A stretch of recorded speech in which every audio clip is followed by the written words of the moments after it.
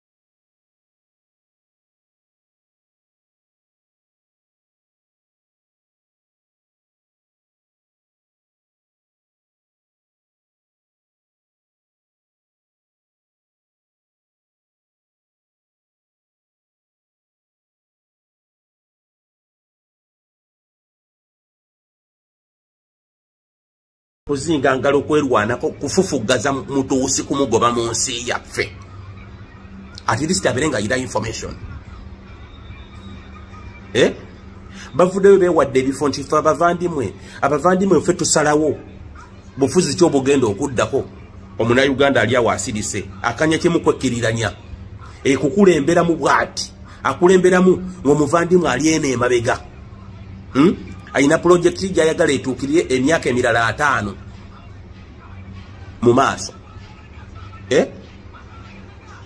gwewuunye bwe baatuula mu parliament ne basalawo nti omunyarwanda tumuteeke mu constitution wano nga tayina buvo tayina wasangibwa tayina origin tayina nono tayina ki nene bagamba tulina omuteeka golowooza pulani zaabwe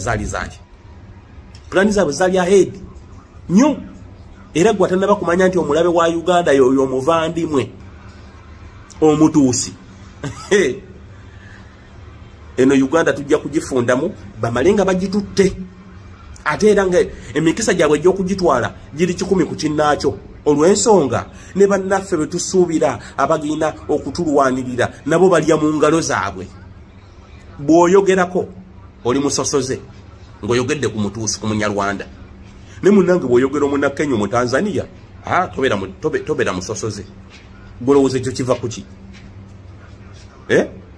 gwolowooza ekyo kiva ku ki kiri eri gwe okkuba tooki jayo katooki k'omulise bwotyo gaye naye bano bali kuki wano bali kuki ojja kulaba kyenkugamba nze nkugambye ne bw'obeera tonjagala tambuza vidiyo. Yes, nkulamusizaako nnyo mukwano gwange yonna gy'osinzira okuba ng'otuwuliriza bwenna omuwuliriza wa UG Update TV. Mukola kyamaanyi nnyo okwekuumira ku mayengo gano. Mmwe abali emitala w'amayanja, abali mu diaspora, nammwe mbalamusizaako nnyo sibeerabidde kubanga wemmwe mpagi luwaga abayimirizzaawo amayengo ga channel eno okuba ng'ekulaakulana n'okutuusa eddoboozi lyammwe eri abantu be muba mwagala libatuukeko bonna bonna. Abali emitala w'amayanja yemba menye ntya abali e Qatar, Dubai, US, UK, abali mu South Africa, abali ku muliraano mu Kenya, Nairobi, abali mu Canada, abali mu Dubai, mwenna mbaanirizaako nnyo mwe bali kwekuumira ku mayengo gano aga UG Updates TV. Kakati nno era mu ngeri y'emu twagala obbategeeza mikwano gyaffe nti enamba y'essimu gye tutadde mu WhatsApp gy'olaba eyo eri mu kikala ekimyufu eri mu people power color eyo nno gwayagala okuba ng'olanga naffe gy'ogenda okuba ng'oyitako gwe mukwano gwange gwayagala okukola advertisement osobola okuba ng'okuba bizinesi y'abantu enamba gy'oba oyitako ojja kuba ng'osobola bulungi nnyo communicatinga naffe buli kyonna ky'onooba oyagala tuteesiganyeemu nakyo gwe ali eyo ampuliriza. Mbeebazaamu ak'ensusso mmwe abagenze mu maaso okukola omulimu gw'okusubscribinga kweno channel. Buli w'osubscribinga kimanye nti oba oyongeddeko eddaala kweno channel so mmwe mbebazaamu akensuso nammwe ababyagaliza ab'enganda bako n'ab'emikwano mbakubiriza okusubscribinga ku Yugi Updates TV mukolera ddala ekintu ky'amaanyi weewaawo naawe gwe atanuma kubanga otwegattako nga oliko gwo atuwuliriza osobola okugenda wansi awo waliwo ekigambo subscribe n'okikonamu ojja kubanga osobola bulungi nnyo otwegattako bw'oliwo subscribe nga kitegeeza oba ogenda kubanga ofollowinga buli kyonna ekigenda mu maaso ekikolebwa ku mukutu guno ogwa Yugi Updates TV. Kitegeeza ki nti gwe ayagala okubanga otufollowinga bw'oba omaze okusubscribinga teweerabirako na mukadde genda wansi wali okoonene mukadde osobola okubanga ofuna notification message buli wokona mukadde wabeerawo ka notification message akajja akakulaga nti nno waliwo information erinkinze ku Yugi Updates TV gwe mukwano gwange ali eyo wampuliriza. Ng'era we mbebazizza ekyensuso nammwe abajja mu comment section mbebaza mwabajja ne mukomentinga ne muteekako endowooza yammwe eri eggwanga ne mulitangaaza kubanga njagala mukitegeere. Lwaki mbakubiriza nnyo okujja mu comment section otangaaze omukulembeze ku kyekituufu kyateekeddwa okukola. Bangi tubalonda bulijjo ne tulowooza nti nno be basinga mu basinga leka kulonda mukulembezeewo oba mubakawo agenda obbakulembera gwe nolowooza nti nno buli kimu agenda kuba akyemalirira. Kimanye nti nno omulonze bulonzi mukulembeze kukulembera oba kukulembera kitundu kyammwe mmwe bagenda okukulembera ye mmwe bagenda okuba nga akiikirira bukiise eri yonna yonna mu gavumenti. So si tekyandibadde kya bwenkanya omulekera obuvunaanyizibwa n'otamu advisinga. Ky'oba olaba mbakubiriza okujja mu comment section muteekewo endowooza zammwe musobole okutangaaza ku bakulembeze bammwe ku biki ebituufu bye bateekeddwa okukola. Bangi tubalonda bulijjo ne bagenda mu paliamenti nga babadde bantu balamu ne batuuka eyo ne bawuttaalirayo. Kitegeeza ki nti olina okuba nga buvunaanyizibwa bwo okuzuukusa omubakawo oba olaba nga yeebase gwe mukwano gwange ali eyampuliriza. Ne ntumirako nammwe abalwanidde eddembe ly'enkyukakyuka mu ggwanga lyattu Uganda mukola ky'amaanyi nnyo okulwanirira enkyukakyuka.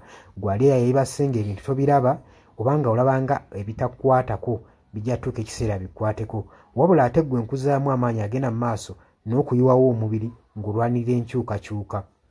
Bannanga abantu abo mubeebazeemu akensuso kubanga bakola ky'amaanyi nnyo obbaliidinga n'obbakulemberamu n'okubalaga ki ekituufu ekisaanidde okukolebwa. Mukimanye mu nsi bwe tuba tubaako bye tulwanirira oba bye tuluubirira si lwakuba nti nno tukolerera oba abasinga bayinza olowooza nti omuntu ogenda mu maaso n'okuba nga alwanirira enkyukakyuka alina bye yeeyagaliza nga ye omuntu. Kino njagala okukibategeeza nti mu kulwana ebiseera ebisinga weewaawo tetufuna ekyo kye tuba twagala kye tuba tuluubirira naye okulwana tusuubira wano mu kulwana tuba n'essuubi nti tusobola okufuna ekyo ekitugwanira. Kati naawe mukwano gwange ali eyo alwanira enkyukakyuka kino kankikutegeeze wandibanga nno oli eyo olwana nga tumanyiddwe ogenda kifunamu weewaawo oyinza obutafuna ekyo ky'oyagala naye osobola okufuna ekyo ky'ogwanira. So tulwana olw'enkyukakyuka nga tulwanirira okufuna ekyo kye tugwanira. Kati gwe mukwano gwange ky'ofuna kye kiggwanira eyo gy'oli wandibanga ky'oyagala okifuna naye kye kiggwanira. Bangi mugenda ne muwambatalira eyo mu bibiina by'obufuzi ne babafujjirira omusimbi. Yesi ssente ozifuna bazikuwa era obulamu bwo bweyagala naye okakasa ekyo kye bakuwa kye bakufujjirira mu kabaasa kye kiggwanira. Ebiseera ebisinga ffe tetulwana olw'okuba nti no twagala kufuna ebyo bye twetaaga nedda wabula tutunuulira nnyo pointi eno nti kye tugenda oba kye tulwanira kyenfuna kyengwanira. Mutuufu ogenda n'oweetunulamu n'olaba nga kyofuna si kyokola ki si kyogwanira nga ggwe munnansi. Ky'oba ovaayo n'embavu osobola okuba nga olwanirira enkyukakyuka gwe mukwano gwange ali eyampuliriza. Nja basaba kano akatambi tugende mu maaso n'okuba nga tukasheyalinga buli muntu ategeere kiki ekigwanidde okukolebwa na lwaki enkyukakyuka esaanidde okubeerawo mu ggwanga lyattu Uganda.